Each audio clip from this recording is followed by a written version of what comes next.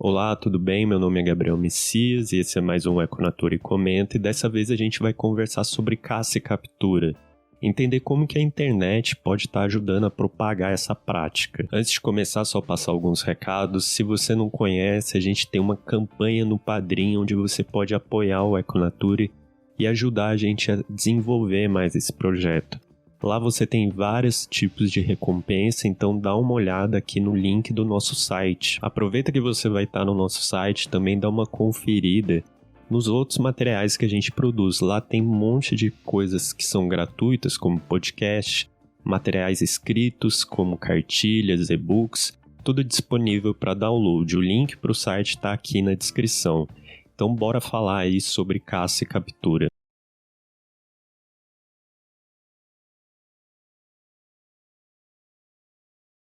Bem, quando a gente fala de caça e captura, a gente está entendendo que nada mais é do que a retirada de animais de vida livre, ou seja, animais selvagens, do seu habitat natural sem qualquer autorização, ou seja, você está indo lá, pegando esse animal, seja para um fim de alimentação, um fim de comercialização, uma prática desportiva ou qualquer outra coisa, isso sem qualquer autorização. E esse tipo de prática, no Brasil, é um crime desde 1960. A gente tem a Lei de Proteção da Fauna, que foi criada no final da década de 60, onde se fala que você capturar, caçar ou fazer qualquer outro tipo de atividade envolvendo a fauna silvestre sem qualquer autorização, isso configura um crime. Ou seja, você vai receber uma multa, pode ser preso ou outra coisa do tipo. Quando a gente fala de caça e captura, muitas pessoas associam a uma atividade que é uma atividade talvez atual, mas na verdade isso vem de muitos e muitos tempos. Se a gente parar para ver um pouco da história, a gente vai observar que a caça e captura existe desde a colonização do Brasil. Lá no processo de colonização, o que acontecia é que as pessoas começaram a chegar no Brasil, viram animais bem diferentes, bem interessantes, e começaram a pegar esses animais e levarem para a Europa. Só que com isso começou a ter um grande boom de pessoas querendo comercializar esses animais. Logo, começou então a prática de caça e captura. Ao longo do tempo isso foi se desenvolvendo, foi criando vários ramos aí, e chegamos aí no começo do século XX. No começo do século XX, a gente tem o que a gente chama de época da fantasia, entre ali a década de 30 e a década de 60, onde houve uma grande intensificação da caça de animais, principalmente na região amazônica. Nessa caça de animais na região amazônica, o que acontecia era que a pele desses animais, principalmente felinos, era retirada para exportação, ou seja, o que começava a acontecer é que a gente tinha aí uma partição do animal, né? A gente começava a pegar ele, caçar, capturar, matar e vender os subprodutos dele, no caso a pele. Então, no fim da década de 60, houve a criação da Lei de Proteção da Fauna, onde foi proibido esse tipo de ato, proibido a caça e captura de qualquer seus derivados, com o intuito de defender esses animais e tentar amenizar o que vinha acontecendo já há muito tempo com eles. Só para a gente ter uma dimensão da caça e captura, o RENCTAS, que é a Rede Nacional de Combate ao Tráfico de Animais Silvestres no Brasil, ela estima que cerca de 38 milhões de espécimes de animais são retirados da natureza anualmente. E a prática aí de tráfico, ela gera mais ou menos 2,5 bilhões de reais por ano nesse mercado. Um fato interessante é que se estima que 80% desses animais que são capturados ou caçados, eles são aves. E 0,5% é a taxa de resgate do que efetivamente é comercializado no nosso país. Um outro fato interessante para a gente considerar é que os registros são subnotificados, ou seja, os registros de caça e captura eles não chegam nem a 0,5% do que ocorre na natureza realmente. Isso ocorre por quê?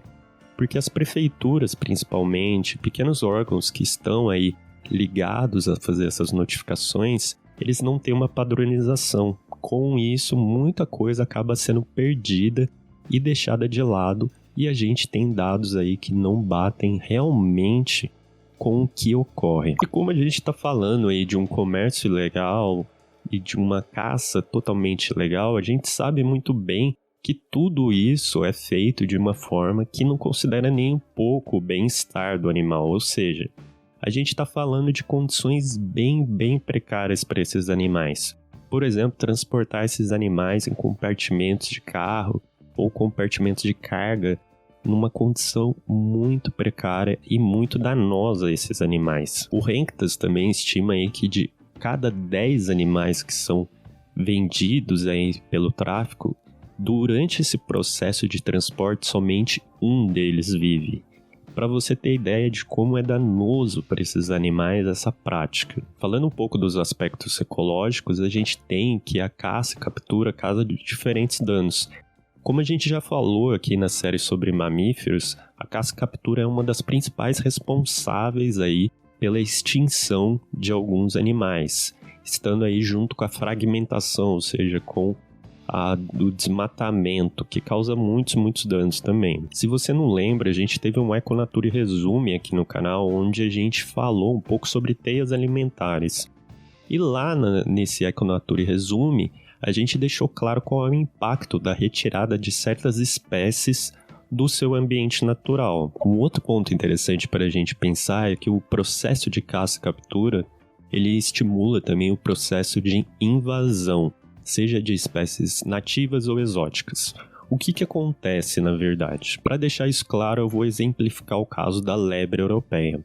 Ela veio da Europa, como o próprio nome já deixa claro, e ela foi introduzida na América do Sul, na região da Argentina, Uruguai, com o intuito de se realizar a caça. O que acabou acontecendo é que esse animal se prolifera muito, não conseguiram deixar ele em cativeiro e ele acabou sendo solto na natureza. Sendo solto na natureza, ele começou a se dispersar, e hoje o que se sabe é que ele saiu lá do Uruguai, da Argentina, e já está presente, por exemplo, em regiões do Mato Grosso já, para ver como é a capacidade dele ocupar novas áreas. E como a gente falou lá no Econature Resume, a inserção de uma espécie dentro de uma teia pode causar diferentes distúrbios. Então, se você quer saber mais sobre isso, dá uma conferida no Econature Resume, ou também confere o mini curso que o William está palestrando e informando vocês sobre esse tema, que está disponível também na plataforma Hotmart com outros mini cursos da gente. Dá uma conferida no nosso site para você saber mais. Antes de falar do papel da internet em si, eu quero deixar uma coisa clara aqui para a gente diferenciar.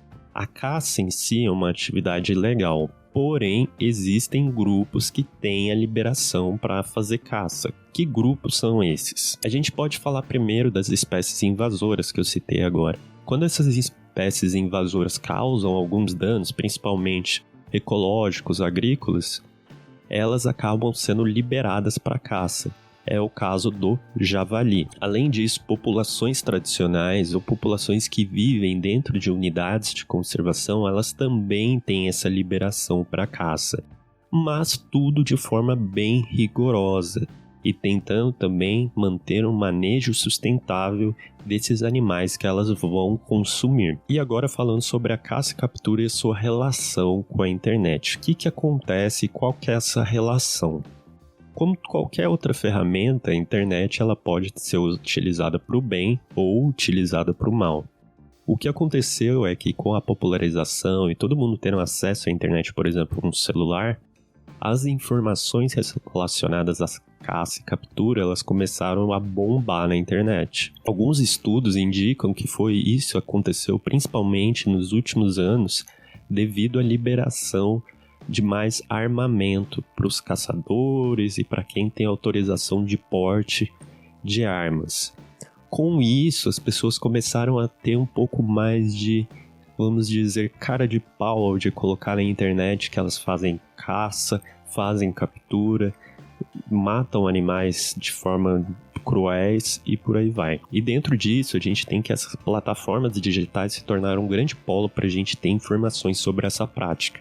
A gente tem, por exemplo, grupos no Facebook, vídeos aqui no YouTube, tudo isso de forma ilegal em teoria, né? Por que eu falo ilegal em teoria? Porque essas redes, elas permitem a propagação desse tipo de conteúdo. Um dos casos mais notórios que a gente teve aí nos últimos tempos foi um estudante de medicina que foi divulgado aí que ele tinha uma naja, uma cobra naja.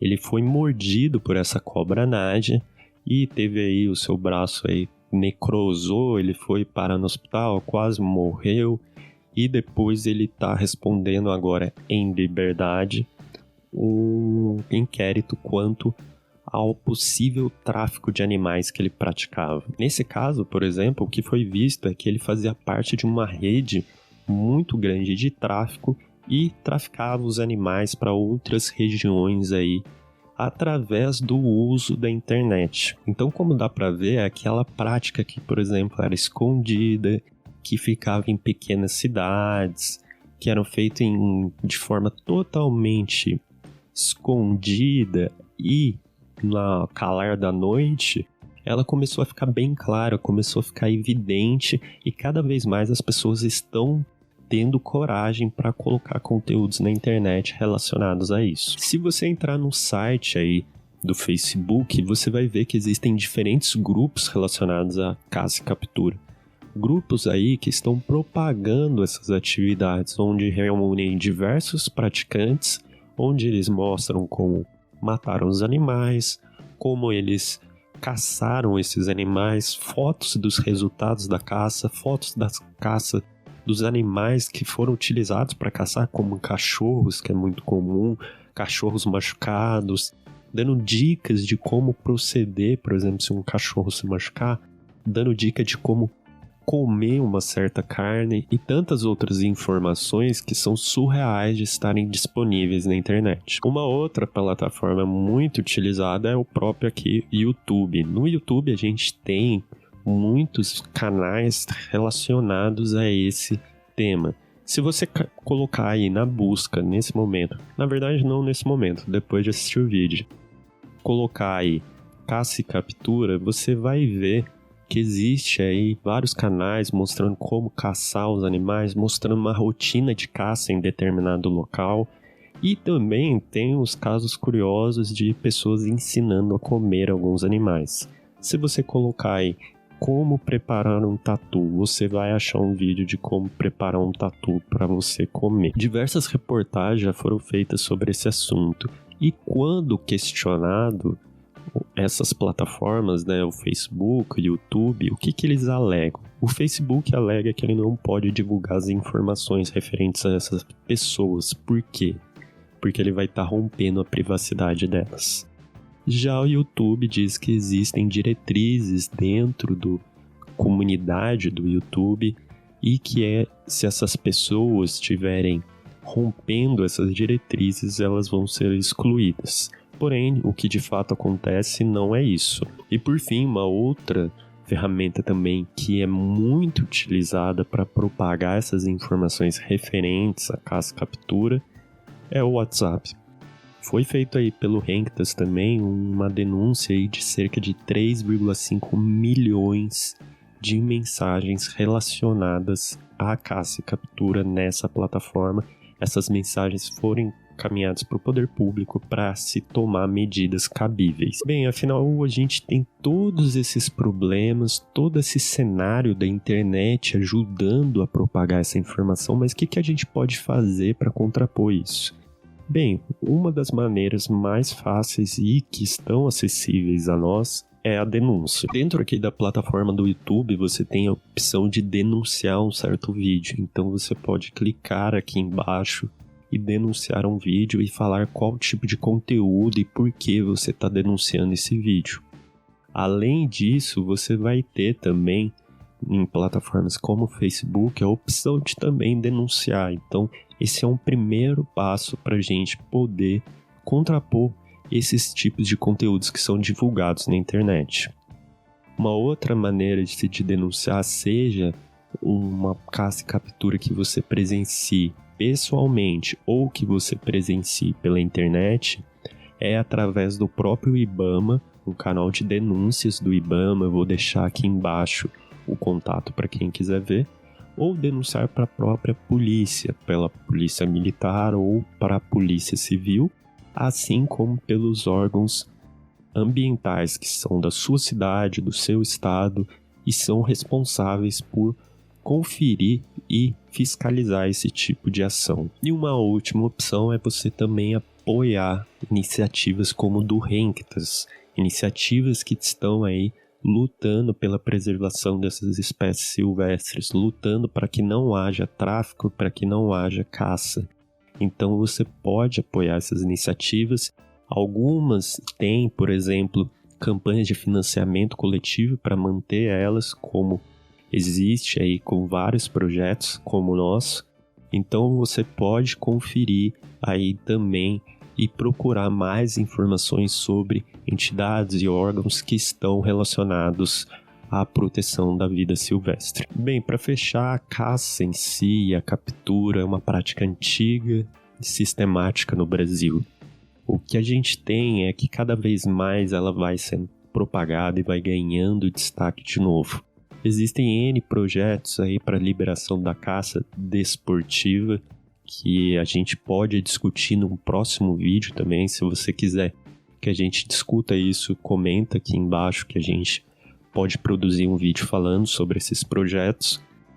E o que a gente vê é que a internet aí só abre mais e mais espaço pro ilegal. E dessa forma, quem perde muito é a biodiversidade, quem perde são esses animais e quem perde somos nós também.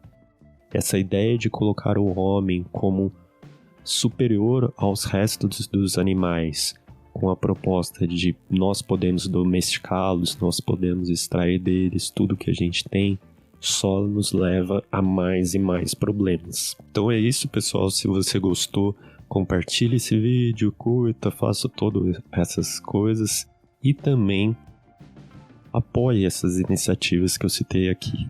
Faça a sua denúncia, isso é importante para a gente poder proteger esses animais. Até mais!